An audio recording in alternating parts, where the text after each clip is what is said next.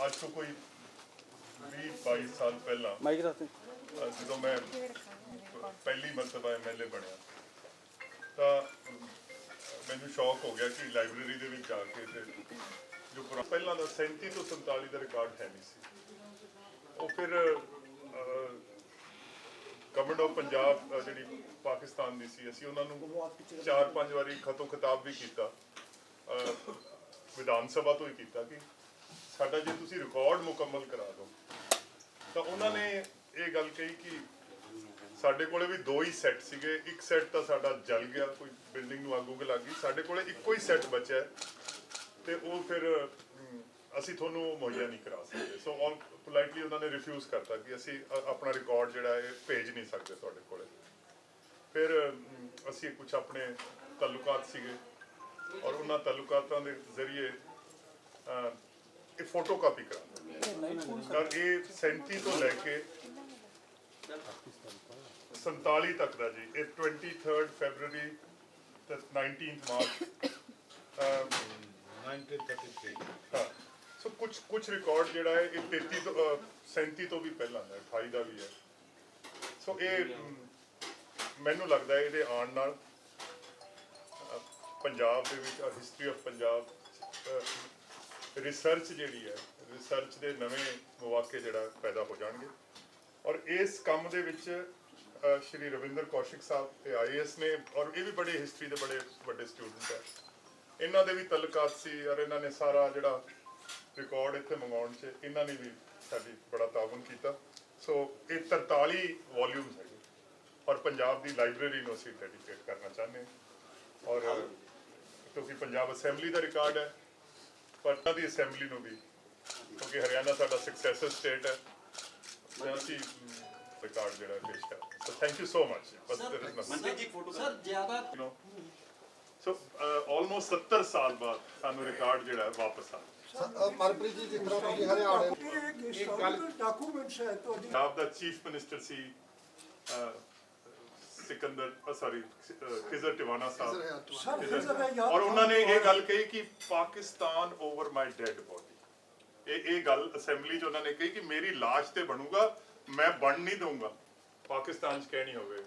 ਕਿ ਕਾਸ਼ ਕਿਸੇ ਵੇਲੇ ਇਕੱਠੇ ਹੋ ਜਾਈਏ ਤਾਂ ਉਹਨਾਂ ਨੂੰ ਇਹ ਗੱਲ ਬੜੀ ਚੁਭਦੀ ਹੈ ਕਿਉਂਕਿ ਉਹ ਇਹਨੂੰ ਇੱਕ ਬੜੀ ਜਦੋਜਹਿਦ ਸਮਝਦੇ ਆ ਬਟ 50 ਸਾਲ 70 ਸਾਲ 100 ਸਾਲ 200 ਸਾਲ ਹਿਸਟਰੀ ਦੇ ਵਿੱਚ ਤਾਂ it's just like a speck eventually ਇਹ ਜਿਹੜਾ ਖਿੱਤਾ ਹੈ ਰਿਲੀਜਨ ਇਹਨੂੰ ਤਕਸੀਮ ਨਹੀਂ ਕਰ ਸਕਦਾ this is not a scientific basis for a division ਆਕਾਸ਼ ਕਿਸੇ ਦਿਨ ਇਕੱਠੇ ਹੋ ਜਾਈਏ ਬਟ ਮੈਂ ਇਹ ਵੀ ਸੋਚਦਾ ਵੀ ਪੰਜਾਬ ਵਿਧਾਨ ਸਭਾ ਜਿਹਨੂੰ ਪੰਜਾਬ ਲੈਜਿਸਲੇਟਿਵ ਕਾਉਂਸਲ ਕਿਹਾ ਕਰਦੇ ਸੀ 47 ਤੋਂ ਪਹਿਲਾਂ ਤਾਂ ਤਕਸੀਮ ਦੇ ਵੇਲੇ ਜਿਹੜਾ 37 ਤੋਂ ਲੈ ਕੇ ਤੇ 47 ਤੱਕ ਦਾ ਰਿਕਾਰਡ ਸੀ ਉਹ ਪਾਕਿਸਤਾਨ 'ਚ ਹੀ ਰਹਿ ਗਿਆ ਸੀ ਬਦਕਿਸਮਤੀ ਨਾਲ ਉਹ ਰਿਕਾਰਡ ਆਪਣਾ ਕਦੇ ਪੂਰਾ ਵੀ ਨਹੀਂ ਹੋਇਆ ਅਸੀਂ ਉਹਨਾਂ ਨੂੰ ਓਫੀਸ਼ੀਅਲੀ ਅਨਓਫੀਸ਼ੀਅਲੀ ਗਵਰਨਮੈਂਟ ਆਫ ਪੰਜਾਬ ਪਾਕਿਸਤਾਨ ਨੂੰ ਕਈ ਵਾਰੀ ਖਤੋ ਖਿਤਾਬ ਵੀ ਹੋਇਆ ਔਰ ਉਹਨਾਂ ਨੇ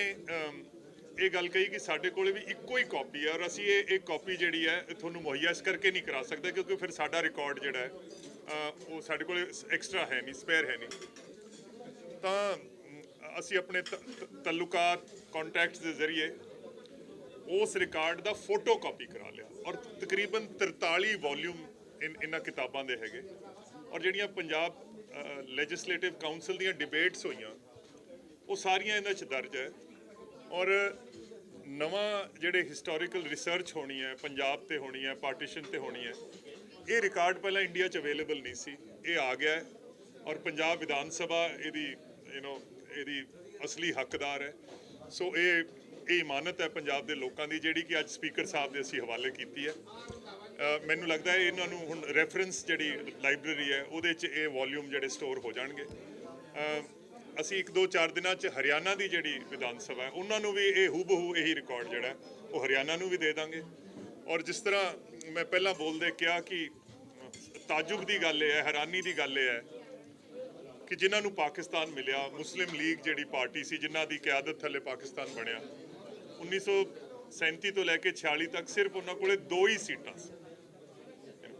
ਕ੍ਰਿਸਚੀਅਨ ਜਿਹੜੇ ਮੈਂਬਰ ਸੀ 4 ਮੈਂਬਰ ਸੀ 170 ਮੈਂਬਰਾਂ ਦੀ ਅਸੈਂਬਲੀ ਹੁੰਦੀ ਸੀ ਉਹ 4 ਦੇ 4 ਕ੍ਰਿਸਚੀਅਨ ਮੈਂਬਰ ਜਿਹੜੇ ਆ ਉਹਨਾਂ ਨੇ ਆਪਸ਼ਨ ਜਿਹੜੀ ਆ ਉਹ ਪਾਕਿਸਤਾਨ ਦੀ ਦਿੱਤੀ ਕਿਉਂਕਿ ਹਰ ਐਮਐਲਏ ਨੂੰ ਇੱਕ ਆਪਸ਼ਨ ਸੀ ਵੀ ਉਹ ਕਿੱਥੇ ਜਾਣਾ ਚਾਹੁੰਦਾ ਸੋ ਕ੍ਰਿਸਚੀਅਨ ਮੈਂਬਰ ਜਿਹੜੇ ਆ ਉਹ ਪਾਕਿਸਤਾਨ ਚਲੇ ਗਏ ਔਰ ਜਿਹੜੇ ਅਸਲੀ ਜਿਨ੍ਹਾਂ ਨੇ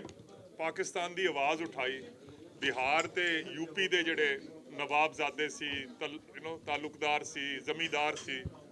ਉਹਨਾਂ ਨੂੰ ਪਾਕਿਸਤਾਨ ਮਿਲਿਆ ਨਹੀਂ ਔਰ ਜਿਹੜੇ ਪੰਜਾਬ ਨੇ ਕਦੇ ਪਾਕਿਸਤਾਨ ਦੀ ਆਵਾਜ਼ ਹੀ ਨਹੀਂ ਉਠਾਈ ਸੀ 1946 ਤੱਕ ਤਾਂ 47 ਤੱਕ ਤਾਂ ਯੂਨੀਅਨਿਸਟ ਪਾਰਟੀ ਦੀ ਸਰਕਾਰ ਸੀ ਖਿਜ਼ਰ ਟਿਵਾਣਾ ਸਾਹਿਬ ਛੋਟੂ ਰਾਮ ਜੀ ਸੋ ਇਹ ਐਕਚੁਅਲੀ ਦੇ ਵਰ ਦ ਲੀਡਰਸ ਆਫ ਪੰਜਾਬ ਪਰ ਚਲੋ ਮੈਨੂੰ ਖੁਸ਼ੀ ਹੈ ਕਿ 70 ਸਾਲ ਹੋ ਗੁਜ਼ਰੇ ਹੈ 47 ਨੂੰ 70 ਸਾਲ ਬਾਅਦ ਰਿਕਾਰਡ ਜਿਹੜਾ ਹੈ ਇੱਕ ਵਾਰੀ ਫੇਰ ਆਪਣਾ ਮੁਕੰਮਲ ਹੋ ਗਿਆ ਸਪੀਕਰ ਸਾਹਿਬ ਨੂੰ ਅੱਜ ਕੀਤਾ ਔਰ ਮੇਰੇ ਨਾਲ ਸ਼੍ਰੀ ਰਵਿੰਦਰ ਕੌਸ਼ਿਕ ਸਾਹਿਬ ਨੇ ਆਈਐਸ ਨੇ ਔਰ ਇਹਨਾਂ ਦੇ ਵੀ ਉੱਥੇ ਤਾਲੁਕ ਸੀਗੇ ਇਹਨਾਂ ਨੂੰ ਮੰਗਵਾਉਣ 'ਚ ਸੋ ਮੈਂ ਇਹਨਾਂ ਦਾ ਵੀ ਧੰਨਵਾਦ ਕਰਦਾ ਔਰ ਜਿਨ੍ਹਾਂ ਨੇ ਵੀ ਮਦਦ ਕੀਤੀ ਹੈ ਸਾਰਿਆਂ ਦਾ ਧੰਨਵਾਦ ਕਰਦਾ ਔਰ ਇਨਸੀਡੈਂਟਲੀ ਜਿਹੜੇ ਸਪੀਕਰ ਸੀਗੇ ਪੰਜਾਬ ਅਸੈਂਬਲੀ ਦੇ ਉਹਨਾਂ ਦਾ ਨਾਂ ਐਸਪੀ ਸਿੰਘਾ ਸੀ he was father in law of the first chief secretary EN Mangat Rai ਉਹਨਾਂ ਦੇ ਜਿਹੜੇ ਫਾਦਰ ਇਨ ਲਾਅ ਸੀਗੇ ਉਹ ਪੰਜਾਬ ਅਸੈਂਬਲੀ ਦੇ ਸਪੀਕਰ ਹੁੰਦੇ ਸੀ ਥੈਂਕ ਯੂ ਸਰ ਥੈਂਕ